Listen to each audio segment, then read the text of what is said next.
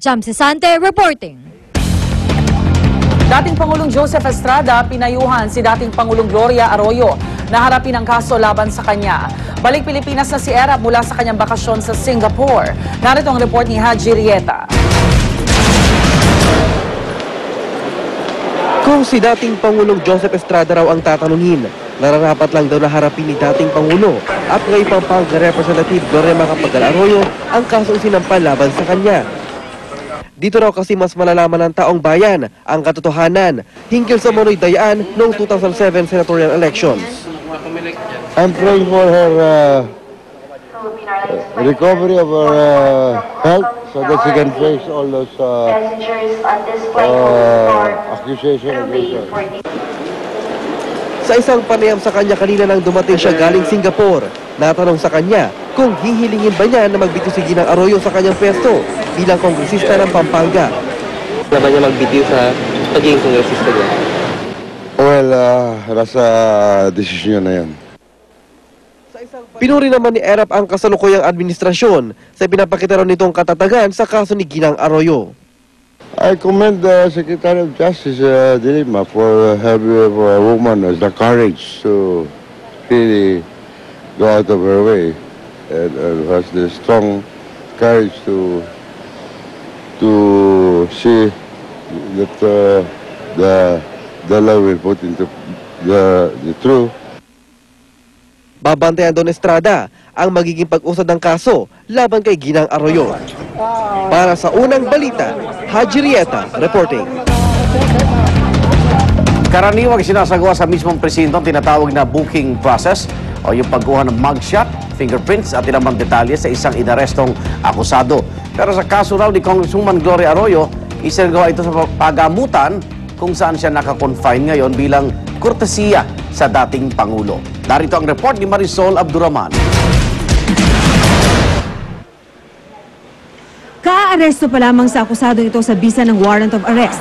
Isinailalim sa booking process sa presinto.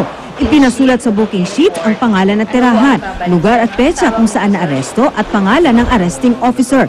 Pagkatapos, kinuna ng fingerprints at litrato at sa kagagawa ng return of warrant. Hindi pwedeng pre-representative, hindi pwedeng abogado, hindi pwedeng kamag-anak. Siya mismo personal dadalhin dito sa opisina ng warrant section. Matapos ang proseso, agad ikinulong ang akusado. Pulis po ang gumagawa ng booking procedure. Pero may mga pagkakataong hindi kailangan sa presinto gawin ang booking. Sa kaso ni Congresswoman Gloria Arroyo, sinabi ng CIDG na hiniling ng kampo ni Arroyo na sila na ang kumuha ng fingerprints at mugshot sa mismong hospital room nito. Ipinakiusap din huwag isa publiko ang mugshot. There were no compelling reasons and there was no permission from the court for her to be given a hospital arrest. So wala pang order ang court. Normally, it will be the court who will say where she will be detained if the detention is going to be other than the normal procedure. Ayon naman sa dating presidente ng Integrated Bar of the Philippines, Bulacan, walang batas na nagbabawal sa PNP na ipakita ang booking procedure sa kahit na sinong akusado. Hindi naman po sinisino ng ating hukuman na kung siya man ay may posisyon o wala, ay hindi dapat maipakita ang kanyang larawan sa publiko.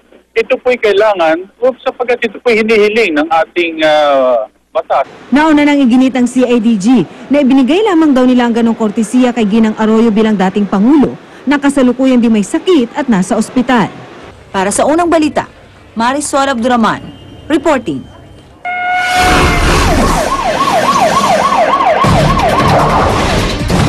Tinatayang 700 pamilyang nasunugan sa Barangay Piñaan sa Nia Road, Quezon City sa covered court. Nagpalipas po ng gabi, 4 ang namatay sa sunog. Narito ang report. Limang bahay ang nilamon ng apoy sa Barangay Piñahan sa Nia Road, Quezon City mag-aalauna ng madaling araw kahapon. Ang mga residente, kanya-kanyang bitbit na mga ari-ari ang naisalba mula sa sunog. 4 ang patay sa trahedya, 3 sa mga ito ang nasuffocate, habang isa naman ang namatay matapos mahulog mula sa bubong habang tumutulong sa pag-apula ng apoy. Tumagal ng mahigit 3 oras ang sunog at umabot sa Task Force Charlie. Pahirapan ang pagresponde ng mga bumbero dahil sa masikip na daan papasok sa lugar. Kaya naman ang mga residente tumulong na sa pag-apula ng apoy. Pinaniniwala ang nagmula ang sunog sa 3 palapag na bahay na gawa sa kahoy. Sunog na, wag bumawa ka na dyan. Yun na nga, lumiyab na. Sabi ko, matakbo na. Bahala ng mga gamit. Ang pinagmula ng sunog, yung kandila na tinirik nila. Mabilis kumalat ang apoy natin dahil unang-una, wala tayong mga firewall dyan, gawa sa light materials, and then dikit-dikit talaga yung mga bahay. Aabot sa 7 milyong piso ang halaga ng mga natupok sa apoy. Sa covered court muna dinala ang mga pamilyang nasunugan. Dito binigyan sila ng relief goods, counseling at stress debriefing. Binigyan din ng paunang lunas sa mga nasugatan sa sunog. Pero bukod sa mga ayudang ito, layon daw ng lokal na pamahalaan ng Quezon City na magkaroon ng pangmatagalang solusyon para sa mga nakatira sa Nia Road, lalo na't hindi ito ang unang pagkakataong nagkasunog dito. Puro isa sa mga pantugon sa mga ganitong klaseng sitwasyon yung pagkukuhaan natin meron na tayong socialized housing tax ngayon. Nang sa gayon hindi na sila yung nangangamba pa na masusunog pa sila o aalisin sila o i-demolish sila. Sasagutin naman ng lokal na pamahalaan ng Quezon City ang gasto sa pagpapalibing ng mga nasawing residente. Para sa unang balita, Dante Perelio reporting.